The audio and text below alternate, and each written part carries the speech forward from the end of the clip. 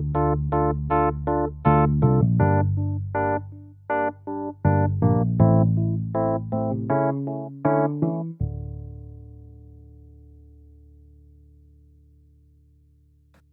back to the What's Your One More podcast. Today I'm joined by Barry Habib, the CEO of MBS Highway, and as you heard from the intro, a man of many accomplishments. I'm so excited to have him on the show today, and I cannot thank you enough for joining us from South Florida, being here with us on the show today.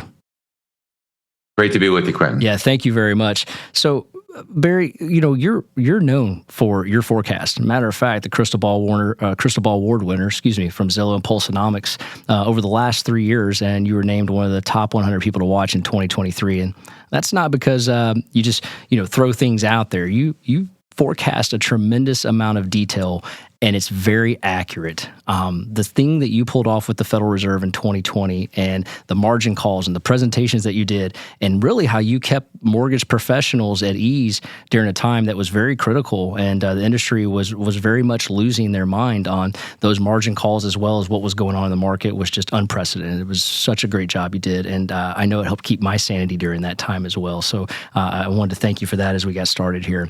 But let's talk about that. Much appreciated. 2020 to 2021, I mean, anybody that's been in the business, chalk it up, record year, completely different than the environment we're in right now. I think in the environment we're in right now, there's a lot of loan officers, there's a lot of real estate agents, buyers and sellers. There's this level of uncertainty in the market. What is, in your opinion, is causing that uncertainty besides the increase in rates? What else could be causing that out there? Change is always difficult, and we've seen a dramatic rate of change. We've seen a change in mortgage rates in a very short period of time go from, let's call it 3% to around 7%. That's a very, very large rate of change. Also, we've seen housing increase in price, so that's something that's causing an exacerbation of that change for somebody looking to purchase a home. But at the same time, activity has slowed quite a bit. And there's a few reasons for that. One is the lack of inventory. And there's a double-edged sword there. People don't understand how to evaluate housing, because there's housing, the economic activity driver, the driver of GDP, and that's the number of transactions, because it does create a lot of activity, and that's slowed quite precipitously. Okay, we know that because, first of all, the lack of inventory means there's going to be less sales. Mm-hmm. And in addition to that, you have a significant increase in the cost to purchase a home. So people that normally would be out there buying homes are going to kind of be in hibernation for two reasons. If it's your first home, if you're forming a household, there's a bit of sticker shock, but also you have people now that want to go and move up to that home, but they're sitting with a 3% mortgage. And not only would the move up home be more expensive naturally, maybe it's a little bit bigger, maybe it's in an area that they want to aspire to be in, but you're giving up that 3% and going to a 7% loan.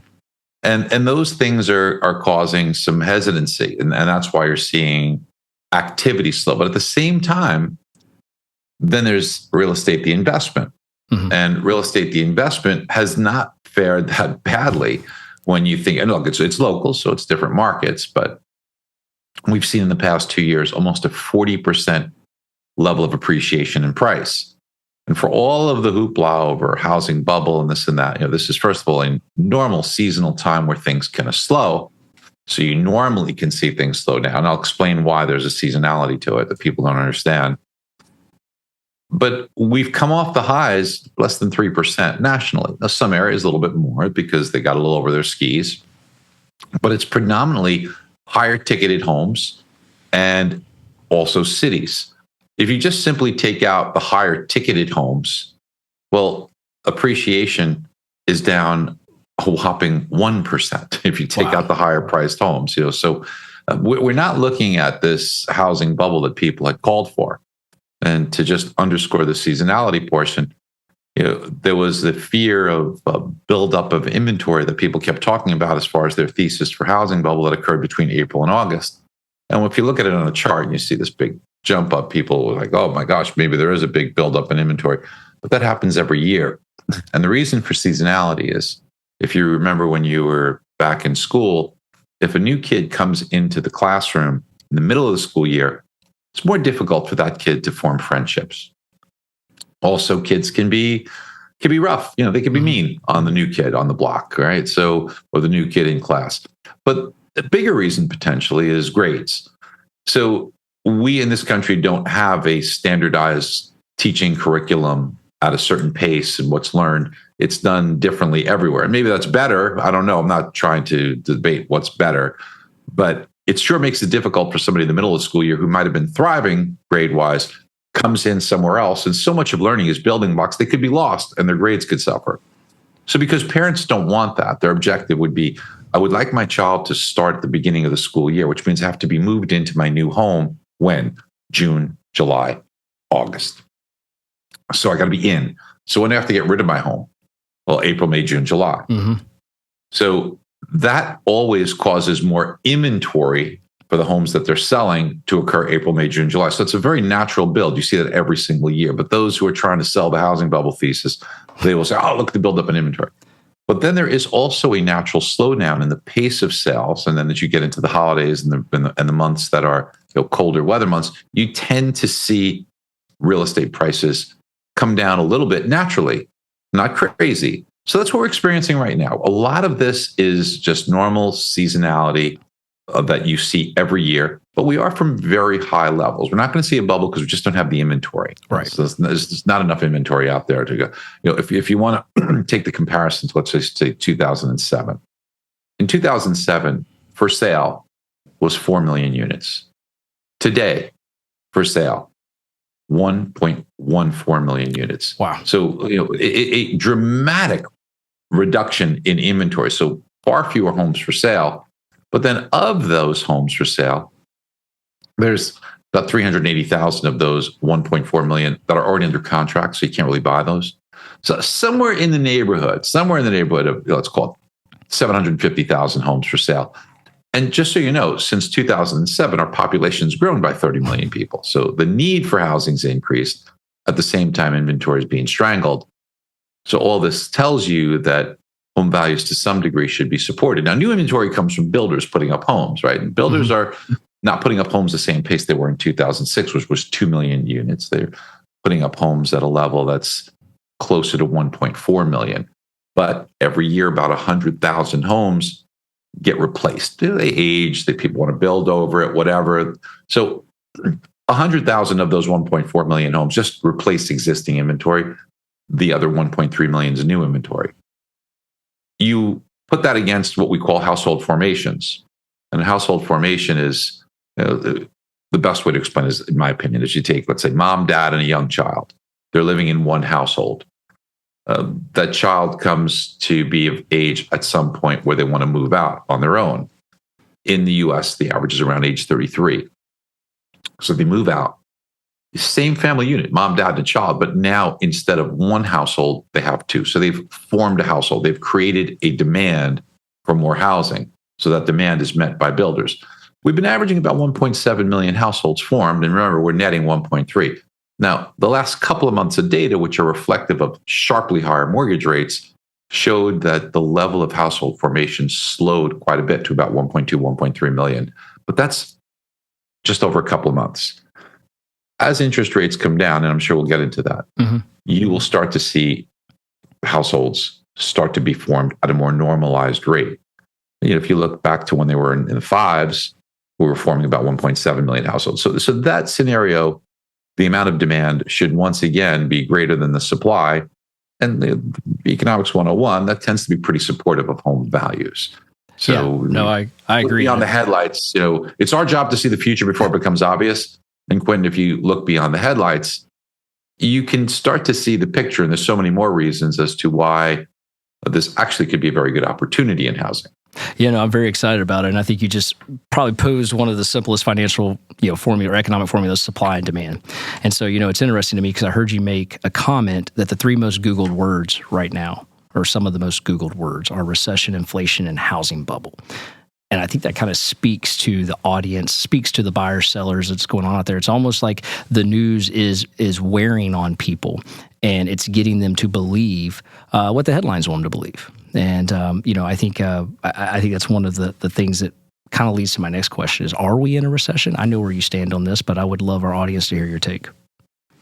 Well, a recession they seem to move the goalposts on this, right? It used to be based upon GDP in 2 consecutive negative quarters of gross domestic product. So we got that already, first and second quarter of this year, but they changed the rules. So, when you change the rules, you can't go by what used to be in existence, right? So they said, no, this isn't a recession. This is now, we use IGDP. It's a version of GDP that averages things out. So technically speaking, we're not yet in recession, but the referee or the umpire in this is the National Bureau of Economic Research, and they will let you know when you were in a recession, although it may take a year after you were in a recession. Right. Typically, you're out of it by then. And they say, oh, yeah, you were in a recession back then. So could we be in a recession now? It's quite possible because recessions affect people differently. People say, well, some economic activity. But when you look at where the economic activities come from, it appears that people had a lifestyle that they were accustomed to when they were getting their stimulus checks and things of that nature. And if you take a look at what had occurred, and during the pandemic, supply chain was shut down and you couldn't go out. So you couldn't spend. So you couldn't jack up your credit cards, plus you get stimulus. So you pay down your credit cards. But since the economy's reopened, not only have we eclipsed the previous high, we've gone way above that. So people appear to be saying, I like this lifestyle. I'm going to just live off my credit cards to get there. At the same time, they've taken a savings rate pre-pandemic of about 8%. They've taken it down to 3%. So people living on credit cards and drawing down on their savings, not the hallmarks of a very strong economy. Right. The other thing people say is, they say, well, look at the unemployment rate. It's pretty low. Yes, it is low. But that's precisely when recessions begin. They don't begin when the unemployment rate's high. Every single one of them begins when the unemployment rate's at its lowest rate and starts to move up. It makes sense when you think about it. At first, people say, oh, well, but in every single recession, that's what occurs. Take somebody take an economic condition where things are getting better and better and better. You need help. So you start hiring more people, and some of those people come off the unemployment ranks. And as they do, the unemployment rate drops because you're employing some more of them. But then the economy eventually, because it's cyclical, flattens out and then starts to behave a little worse. And as that happens, one of the things you begin to do is let people go because now they're idle. So you see a slight tick up in the unemployment rate. But the reason why that has a cascading effect is because now the newly unemployed change their spending habits, maybe not initially. But over time, they say, hey, well, I don't have as much income coming in. I will hunker down a bit and not go out to the dinners and buy the clothes. And those businesses that were accustomed to seeing those individuals now newly unemployed come in as customers, buying those dinners, buying those clothes and other items, feel a slowdown. So they eventually let people go. And you get that snowball effect. And that's when you see that recession. So we've already seen the tick up in unemployment rate. It's only a matter of time until this happens. The other thing is you see the yield curve inversions all over the map. They're still all inverted. But a good one to go by is the 10-year Treasury yield that is actually yielding lower than what you can get for 3 months. So it doesn't make sense. Hey, if I'm going to put my money away and put it away for 3 months, I get a higher rate than if I committed for 10 months. You would think a longer commitment, like 10, for 10 years, you would think a longer commitment that like 10 years, I should get a higher rate of interest. But it's in reverse. It is a sign that the economy is sick. And that's because the shorter term rates, like the 3 months, they're going to be more influenced by the Fed funds rate. The 10-year Treasury and things like mortgage rates, they're not influenced by the Fed funds rate. They're influenced by inflation. And we're starting to see signs that inflation is coming down. Why is inflation coming down? Because the economy is slow. So that's why the 10-year yield is lower and the 3-month yield is higher, saying the Fed's gone too high, too much strangulation, should eventually turn out to be a significant slowdown, likely a recession. The last 8 times this has occurred over the years, it's 8 for 8. Every time's a recession.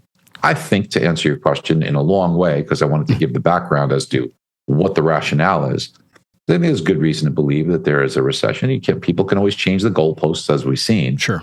But we are either in or about to enter recession or recession-like conditions. It's just a matter of time until most people see that happen. Yeah, no, and that's a fantastic answer. A lot to unpack there. One of the things I wanted to come back on was, we just talked about that. What does a recession mean for housing? If someone thinks that we're going to be in one or we are in one, what does that mean for housing? So if you go back to the last 9 recessions, home values have held up very well. You look at the Case-Shiller Home Price Index, that's probably the gold standard because it doesn't use modeling. It takes actual homes and tracks that home's progression, when it was bought, when it was sold. And it takes millions and millions of these, and it's able to give you good appreciation rates over the years. So this level of appreciation has gone up in 8 of 9 recessions during and after the recession. There's just one time that we didn't see that, but it was the housing bubble that came before the recession. So the housing bubble actually led us into the recession, not the recession that caused the housing bubble. Home values tend to do well because interest rates come down during recessionary periods, and that makes buying a home relatively better than renting a home. It also puts people in a position when they buy a home at a lower interest rate to have more buying power to do so. So it's typically a good thing for housing. The one time it didn't happen was explained 2 factors. One factor we all know about is the mortgages that were essentially fog up a mirror. Do you have a pulse? You are approved, because there was no verification of income, no verification of assets, no verification of even if you were employed. And then you didn't have any skin in the game because you get home 0 down. And certainly your credit history did not have as great a weighting because people were getting these types of loans with not the greatest credit score. So that credit score is a good way to predict whether you're going to be able to do this. And also having skin in the game is a good way to predict it, right? So what happened was values came down a little bit. And as soon as they did, since people did not have skin in the game, they just said, well, I don't have any interest in it. Why am I going to be making payments on a home that I owe more than the value of the home? So these were conditions that caused a lack of incentive to do that. But while that all were negatives, at its core, the real reason for the housing bubble was simply, as in any other economic circumstance, supply and demand. So I mentioned the demand comes from household formations, right? Right. So household formations in 2006 and 2007 kind of fell off a cliff. They went way, way down significantly. And at the same time, builders built more homes than we had ever seen. Now, remember I said builders are building about 1.4 million homes now. Well, back in 2006, they put up 2 million homes. Wow. At the same time, you had like 900,000 formations. And you had similar disparities in 2007, 2008. By 2009, you had a full-fledged housing bubble, right? There's way too much supply, not enough demand. And even with the crazy programs to fog up a mirror and buy a home, still did not create enough demand to do that. So when we examine something like this, we want to say, hey, can this happen again, right? Because let's be instructional on this. And let's say, okay, if it happened back then, maybe it could happen again now. So let's understand the causes, because people are going to sound the alarms and say, oh, prices went up, so it has to be a bubble, right? Well, if you take a look specifically at the root causes, and clearly we don't have those programs anymore, right? But again, the supply and demand. I just mentioned how many households are being formed and how much builders are putting up. So builders are not going to overbuild like they did. Certainly the banks that would lend them money, learn their lessons, are going to be more restrictive. So we're not going to see that. But the demand dropping off, we can see demand vacillate. And we're seeing it now. Rates go up quite a bit. People hibernate a little bit longer. You don't see that activity come to be as much. But there was another factor that occurred back in 2006 that really restricted household formations. And that was because, again, the median age being 33 years old. So take 2006, that 33-year-old, when were they born? They were born 1973. You got it. So put in 1973, and you probably know this, there was an important occurrence that changed demographics in this country. And I'm not saying I'm for, I'm not saying I'm against, I'm not political here. I'm just giving you a statistical reason. Well, abortions were legalized, and statistically that caused less births in 1973 and 74, which then fast forward 33 years later, and you get in 2006 and 2007, much, much fewer 33-year-olds that were then going to be forming households. And when you juxtapose that with more construction of new inventory than we had ever seen, even to this very day in this country's history, you had an imbalance in much more supply than demand. And in any circuit, a widget, anything, too much supply, not enough demand for it, prices tend to fall. And that's what happened there. But when you look at, let's say, 2023, the crop of 33-year-olds were born in 1990, which had one of the highest birth rates we've ever seen. And then even the surrounding years were all very, very high birth rates. So you're not going to see that drop off a cliff like you saw happen from 1972 to 1973 and 74. You're not going to see that.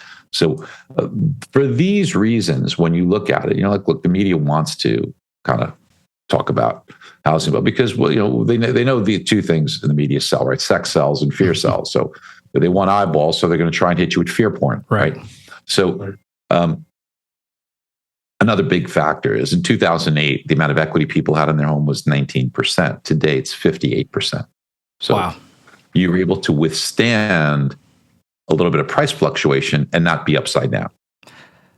Now, some people might be, of course, but you're not going to have the overwhelming portion of those people be upside down like you had in 2007, 2008, where the reductions in values caused people to say, hey, I'm upside down. Plus, remember, you had a lot of those loans with zero down back then. So you automatically started with no tolerance for a drop in price. Yeah, no, and I love that term you just said, fear porn, because that makes me laugh, because one of the questions I wanted to ask, and I'll just jump right into it, is, we say the news is not your friend. They're not your friend. They breed fear. But you've oftentimes really taken the stance that it's not as much about fear as it is just lack of knowledge. It's inaccurate reporting time and time again from very high-end reporters. And it's almost as if they don't know what they're talking about. And, you've done a great job countering that. And for example, the news says, Federal Reserve raised the Fed funds rate, mortgage interest rates are going to go up. And time again, you've said that's not true. That's not how that works. Can it happen? Yeah, but that's not true. What are some things that we could tell the audience that you could counter immediately that you're probably going to hear over your lifetime that the news is absolutely wrong? So let's address the one you just mentioned. So when the Fed hikes rates, they're hiking an overnight lending rate, not a mortgage rate or not a long bond rate. So long rates are going to be much more sensitive to inflation. So let's understand this. Mm-hmm.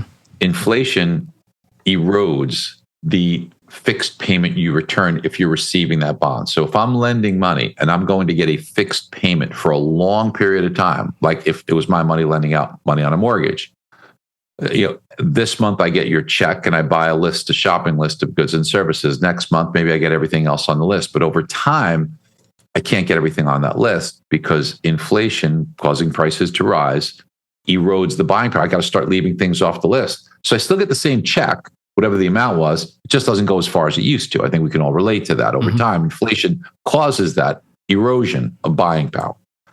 Well, when inflation, like it was in 2020, 2021, was very, very low, near 1%, well, I'm not experiencing much erosion. So I can afford to offer low interest rates. But as inflation has risen rather significantly, the only defense that I have against that more rapid rate of erosion is to start at a higher perch, meaning I have to collect more money every month, which means I have to charge a higher interest rate on the same loan amount, get more money every month to offset the more rapid rate of erosion due to the increase in inflation. So it's inflation that drives mortgage rates. And we can see that clearly. If you look at charts, they follow each other, very, very closely. It's not the Fed funds rate. Now, here's the difference. Initially, the Fed was hiking the Fed funds rate, and mortgage rates were also rising. But that's because the market, at the same time as the Fed was hiking rates, didn't think the Fed had inflation yet under control and that inflation was still going to rise. And there were other circumstances too. Supply chains were not back yet. We had seen energy prices up. There was a lot of reasons why inflation was rising while the Fed was hiking rates. But we've come to a turning point, and it started to happen with the data we saw in October. And as you know, we told you this was going to happen back in June. We said circle November 10th on your calendar. And we felt by the October data, supply chain getting back on track, the shutdowns from Shanghai and China, you'd start to see goods flow.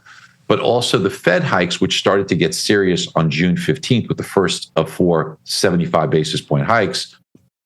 It takes a little bit of time. When the Fed hikes rates, you don't notice anything happen that instant, right? Right. But 30 days later, when you get your invoice from your loans that are business loans, home equity lines of credit, when you're shopping for a car, things of that nature, what you then are witnessing is an increase. But by the time you write the check, that's even a month after that. And maybe if you're in the middle of a buying decision, it doesn't 100% deter you. So it does take 2 or 3 months. So we felt like by October, you'd start to see inflation calm itself a bit. At the same time, You also had the supply chains, as I mentioned to you, improving that. But one of the other factors is that when new inflation data came out for October of 2022, it was going to replace October of 2021, because you look at the most recent 12 months. And October 2021's level was high. We thought 22 would be lower. So sure enough, you're starting to see that. Now, look, in the last month and a half, the Fed has hiked rates 1.25%, but mortgage rates have come down 1%. So how does that happen? Right. It happens because inflation is coming down. So each subsequent Fed rate hike is straining the economy further, slowing things down further, which brings inflation down further. And that's the friend of the bond market. Yeah, that's a big win for us. Do you think the Powell can stay the course? Do you think he'll stay the course to continue to shrink inflation? Or it's going to start to come under pressure. Look, the Fed, unfortunately, is like driving a car by looking in the rearview mirror. The data that they look at is lagging. And even the inflation data is old, because remember, as I mentioned to you, you just replaced data from 12 months ago with most recent data. Right? So you're weighting equal what's happening in real time with what happened 13 months ago or 12 months ago. You're weighting that as the same circumstance. And it's unfortunate that the Fed does not give more weighting to what's happening in real time. It's why they felt inflation was transitory, because inflation was shooting up and they were still buying mortgage bonds, still buying treasuries, keeping rates at zero. Like in La La Land, it's transitory, because they didn't see the year-over-year numbers take that jump. But if they would look at what was happening in the monthly readings in real time, something was happening, but the year-over-year gave them cover, because they said, but year-over-year, it's not so bad, And they're doing that, unfortunately, amazingly, making the exact same mistake today in reverse. They're talking harsher than ever about fighting inflation when inflation's already beaten. It's already coming down.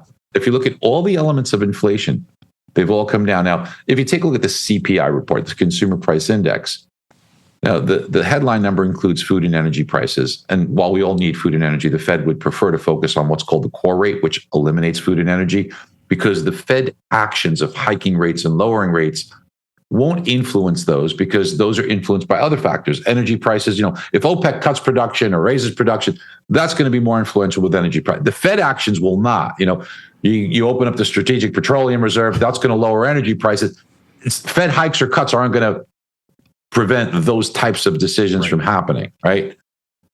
And weather conditions with food, the Fed can hike or cut. They're not going to control the weather.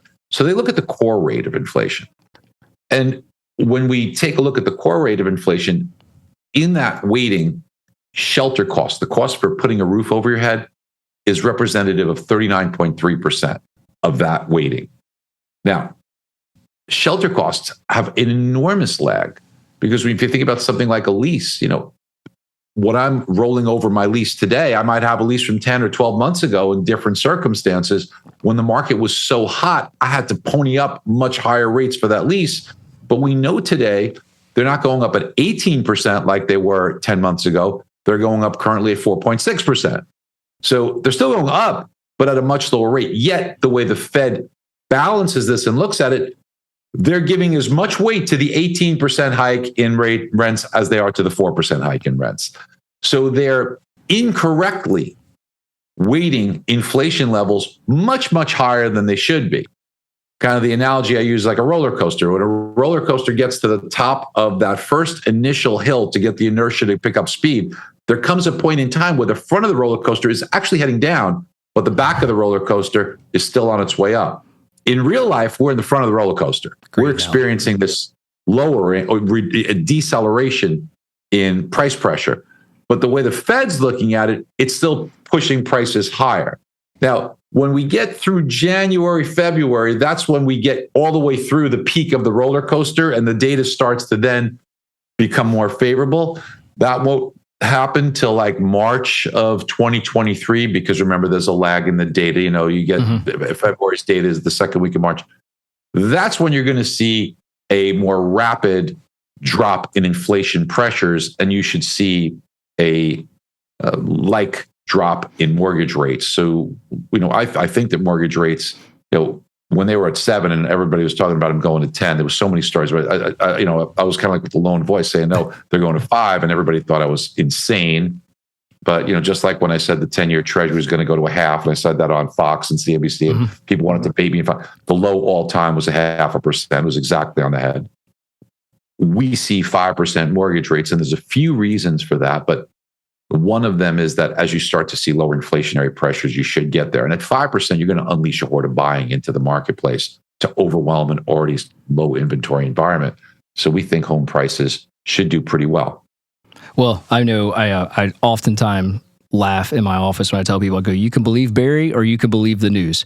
And you've been right every single time so far over the last 3-4 years. It's really amazing how spot on you've been. Oftentimes we just look at things. We try and look at things logically and shave out the noise. And again, if you look just here, it's one thing, but it's like a Rubik's cube. You have to look at this like a chess game, and you have to look a few steps ahead and see what will. When you turn this knob, it's going to have an effect on this. It's not just turning this knob. Fed officials, government officials, they look at turning this knob, but they're very, very bad at trying to anticipate what the unintended consequences are or what the subsequent reactions would be. They just look at this and, let's fix this, but they don't understand that each one of these has an effect. So we try to look 2 or 3 steps down the road and see what's happening. Do you think some of that has to do with the fact that most of the Fed members are institutional members, meaning they've been doing that all their life? They've not really been in, I hate using the real world, but they've not been in real world applying some of the theology that they're using? Yeah, they haven't had so much as a newspaper route or lemonade stand to understand, how the real world economy works. It's all in the world of theory. And when you live in that world for so many years, many of them are lifelong, either academics, they've been in either teaching or they've been in government or at the Fed their whole life. Yeah. So they don't have any understanding of how the real world economy works. Again, it's just theoretical for them. And this is why they've missed it so much. This is why they drive while looking in the rearview mirror. And any of us who look in the rearview mirror constantly while driving down a highway can kind of empathize with the fact that's probably not a very good strategy to use. And this is why they cause boom cycles and bust cycles, because they always go too far with the cutting. They always go too far with the hiking, because the task at hand is, the economy's slowing down. Let's just cut, buy. But they keep doing it, and the data showing that, we're not there yet. It takes time for that data to reflect what's happening in the real world. So they're looking at data, looking in the rearview mirror while driving 90 miles an hour down the highway. So that puts us in a boom, which then they say it's too hot. So now we have to tighten, and they tighten too far, which causes a crash. And that's exactly what they're going to do again. They do this every time. So speaking of crash, can you expand on, by the Fed hiking rates, what the implications to the stock market or the equities market is? Well, you make the cost of borrowing money more expensive for a lot of people. Now, we just talked about mortgages, but mortgages are a long-term bond, which is a different animal, okay? And real estate is a different animal because of supply and demand. And remember, I could sell a house and walk away. Most of the time, if I sell a home, I have to live somewhere else. So as I'm a seller, I have to be a buyer or an occupant of inventory somewhere. In a stock, I can let the stock go. I don't have to buy another stock. Right. So this is a fundamental difference that most people don't understand. Here's an analogy of how what the Fed's trying to do to slow things down, it's called demand destruction, works. So let's rewind the clock to, April of this year. A family went in to go buy a car, and they look at the car, and it's a beautiful $60,000 car. And they say, how much is the payment? It's $600 a month. They say, okay, great. Now they don't write a check for $60,000. They just sign a piece of paper, and no money comes out of that buyer's hands, and they drive off with the car. Now, the seller had to get paid for that car. And the way they got paid was somebody at a bank made a few keystroke entries, and poof, out of thin air, $60,000 appeared. That's creation of money out of thin air, which is inflationary. So what the Fed says, we have to slow that down. So what have they done? They've taken the Fed funds rate from 0 to 1/4 to right now 4.25 to 4.5. So they've made it a lot higher. So if you were going to get that car loan and you were going to pay 2%, which was very affordable, now you're talking about 6.5%. So that same person looking at a car, if they didn't buy it back in April and they say, okay, let's go in December and take a look. They look at that vehicle, the same cost, $60,000. how much is the monthly payment? Well, it's no longer $600 a month. It's $1,000 a month. So what they say is, ooh, $1,000 a month. Maybe I'll drive the car, have a little bit longer. And therefore, there's no somebody at the bank at a keystroke entry that causes poof $60,000.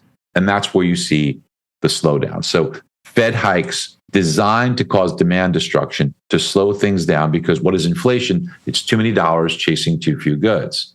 Now we've got the goods coming back, but the dollars, there's a lot of dollars in there between stimulus and all the spending that the government's done, creating more of this money that's out there. So what have they done?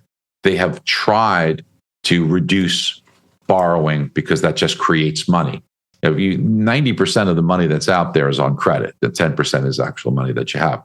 And when you think about even big numbers, think about businesses. I want to build a factory. I want to acquire a company. I want to do this.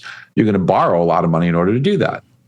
Now, when the Fed funds rate was at 0, maybe you're paying 2% above that. Okay, the economics make sense. But now, instead of paying 2%, 6.5% on $400 million, the economics don't make sense. So I don't do it. And $400 million isn't created out of thin air and put into the economy. This is what the Fed's trying to do by design. So you asked about stocks. So when it costs more money to do things, to buy inventory, to buy in bulk, because you could do so by arbitrage.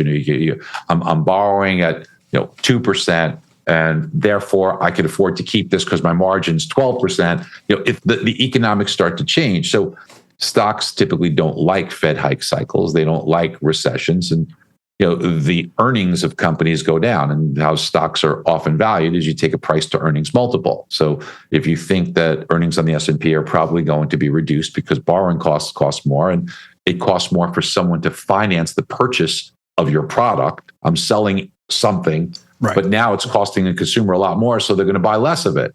So I'm going to sell less. I'm going to make less profit. So my profits go down, and the profit price to earnings, my earnings, causes a drop, which means the price of my stock probably drops. And this is what we're looking at here: is that it's likely, as is in most cases where there are recessions or slowdowns, that stock prices for a period of time do not do as well.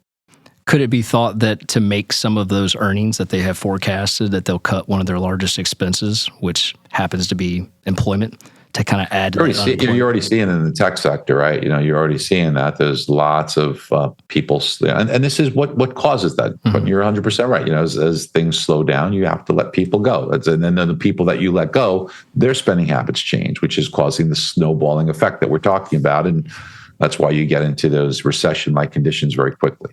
Yeah, and that's almost kind of what the Fed is wanting when they say we're prepared to go from a 3.6 unemployment to a 5%. Is this what they're referring to?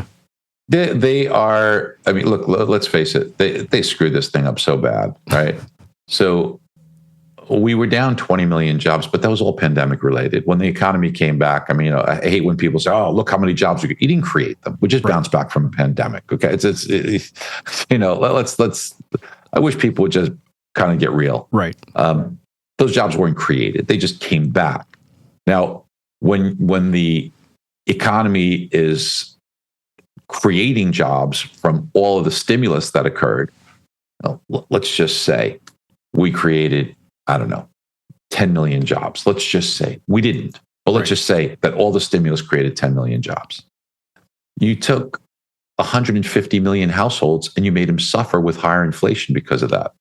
So to create 10 million jobs that would have probably came back anyway, was it wise to put all that stimulus out there and make now 180 million households suffer from higher inflation, which everybody hates? I mean, you can make your own decision as to whether you think that was a wise idea. Right. No, I agree with you. And we argue that all the time with people. One of the questions that I get asked is the people that haven't returned to the workforce. That number is gaudy. I think it's 4.1 million at this point. In your opinion, we know some of those people are early retirees, health issues, whatever it may be. But where is the rest of that number coming from of people that look, long COVID's real, and people that are, so long COVID is a real issue. And then in addition to that, you have, and for those who don't understand what that is, a portion of people between 10 and 25% who got COVID are seeing lingering long-term effects, which can in some cases be debilitating. So it makes it hard for them to get back to work. So that's one aspect. There is also a final realization that work from anywhere wasn't the panacea that people thought. It is many people are seeing that it is less productive. So there is a call to get back into collaboration environments. And again, I'm not offering any kind of opinion here. I'm just saying what people are seeing. So those are a couple of the factors. But when you are in a situation like we've seen that people who are baby boomers are at a certain age where they can, I think it's 10,000 people, 10 million people a year are turning age 60, 65. Maybe it's, I don't know exactly what the number is. I know it's like 10,000 a day. So maybe it's closer to 3.5 million people a year are turning age 65. Wow. But the age group that is now potentially able to collect retirement benefits and take their retirement as, first of all, naturally or early, you have a large segment of the population that was in the labor force that is now leaving the labor force. You should have replenishment on the younger side. So that's the way it typically works. But the way that the demographics curves are from birth rates isn't always the same. So, just like you saw it in housing, it's not balanced. A lot more births in 1990 than there were in 1973, for example. But so you could be experiencing a off-kilter demographic circumstance, and that's what's potentially causing it. But some good news is that there's probably in the next 10 years, I'm very close to this, breakthroughs that scientifically should cause us to live significantly longer, and I mean significantly longer. Wow. Where like 20 years longer, or 25 years longer. And so I don't know if retirement at 65 is a realistic thing anymore. I mean, I think people are going to have to, because you have a lot more years not working that you're going to have to support yourself for.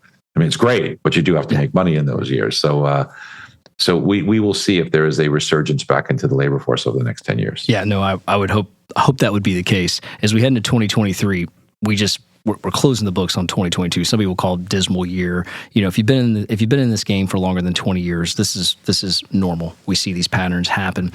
But 2023 forecast, do you see more transactions, more units being closed on the year than 2022? Well, remember 2022, it's kind of almost like, a different story, where we were the first 4 months of the year was pretty robust, right? And then you started to see quite the slowdown. So if you were to say, would 2023 be better than the last 8 months of 2022? Yes, it will. Would it be better than the first 4 months of 2022? Probably not. But 2023 should show signs of improvement. We should see stabilization and modest appreciation in home values. You should also see interest rates in the fives. It's not a straight line. Right. So we know that it's not going to go to 5 and stay there. There'll be, of course, your normal fluctuations and variances. And as news comes out and things come out that we don't see, we didn't see the Ukraine situation. There's these black swan events. And by definition, you just don't see them happening. And it happens, right? Nobody saw COVID happening before it happened. And that changed a lot of things. So we can experience something like that. I could take every forecast and throw it away. But what we do see is, fundamentally speaking, you have a tight inventory environment. You have inflation coming down. Should mean mortgage rates come down. That means more buyers will come out there. Rents are still going up at a pretty good clip. Mm-hmm. So the other aspect of it is everybody talks about affordability. But according to ADP, they measure 25 million records. Incomes went up at 7.6%. So the affordability gap is narrowing. So as mortgage rates come down and incomes continue to go up, you'll have more people that are going to come out and buy homes, because it's still a great thing to do. And you will put those people in a market that inventory is still very tight. And when you have more buyers than sellers, you see prices do pretty well. So that makes this right now a really good opportunity, because this is a slow time. But this is naturally a slow time. It's a great time to be a buyer, typically December, January, November, because you got holidays, people are occupied, the weather isn't ideal, kids are in the middle of the school year. So you can take advantage of deals right now where you could say, hey, look, maybe I can negotiate like I normally can. Get a little bit. So get the home of your dreams today, get it at a discount today. Don't just take the reduction in sales price, apply it towards either a buy down in points or a 2-1 buy down. And mathematically, it's proven that if you're going to live in the home longer than 2.5 years, you will make more money by doing it that way than taking the reduction in price. And even if you're there between 0 and 1.5 years, if you chose the 2-1 buy down, that would be a better choice. So the price reduction is usually not the best thing to do, but that's what most people take. Right. But when you do the actual fundamental mathematically speaking, you have a much greater chance of being better off not taking the price reduction and using it towards bringing your interest rate down, either on a temporary buy down or a permanent buy down. So you get the home of your dreams, you get it at a discount, you get the rate you want today. And then what you're able to do is sit back next year, and as the market rebounds, and remember, right now I can get a 2 or 3% discount on the home. Mm-hmm. So even if you say, oh, well, did it really matter that next year we only see 2% appreciation? Is it that big of a difference? Well, first of all, yes, it is. And I'll explain why in a second, because it's an important thing to understand. But that's a 5% swing. Instead of getting a 3% reduction or 2% reduction, I'm getting 2 or 3% appreciation. Now, remember, if you buy a home, you buy, let's say, a $400,000 home with 10% down, that's a $40,000 investment. 5% on $40,000, 5% on a $400,000 home difference, right? That's 5% on $400,000 is $20,000. $20,000 on your $40,000 investment. Well, how much is that? That's 50% rate of return. Yeah. So it's not 5% difference. It's a huge difference on the amount that you're investing. So I think that people need to understand that that this opportunity that's there right now, because again, weather, school, sentiment, the interest rate environment not being as favorable, all those things, you can look at them as headwinds. But as Sir John Templeton said, the best time to buy is the time of maximum pessimism. Warren Buffett, be greedy when others are fearful. This is the time that a John Templeton, a Warren Buffett, people like myself are looking at this and saying, this is a good opportunity here. It sets up really well, because if you wait a year from now and everybody sees it and it's not and it becomes obvious, the opportunity portion of it is gone. Yeah. Is there a belief in people that go, well, I'm going to wait, to your point, for rates, or I'm going to wait for the price? There's so much noise about that out there. It's almost as if they don't even realize, do you think you're the only person that thinks like this? Like, if that does happen, rates drop dramatically or price points drop, which, by the way, those two things are going to happen together. But if one offsets the other, there's going to be a flood to the market of people wanting to take advantage of that. And yeah, wouldn't that mean prices get raised because of that? Yeah, that's the exact point. But yeah, and I'm not saying there's going to be this, traumatic flood of buyers that come on, but you should see increased buying activity in a tight inventory environment.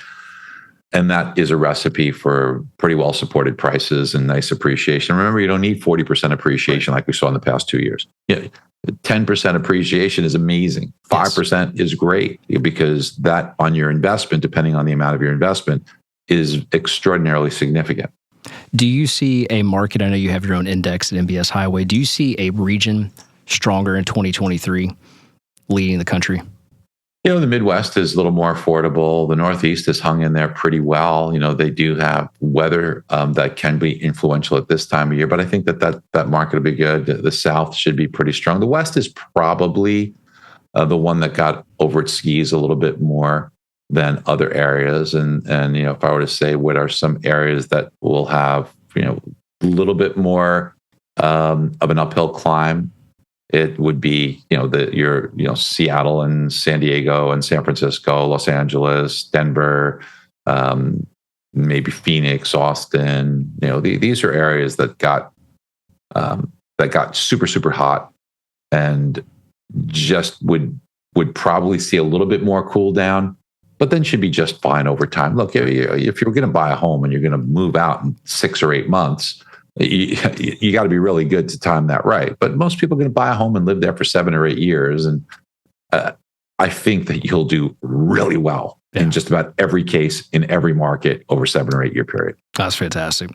Last question, and we get this one a lot, and it's data that we're just not aware of. And I was wondering if your group has analyzed it, but thoughts on the Airbnb short-term rental market.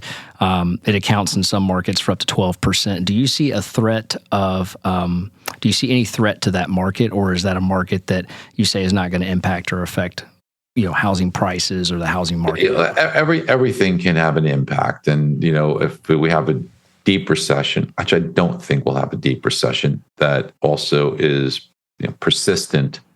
And could it have some seasonality effects where people are, vacationing less or whatever?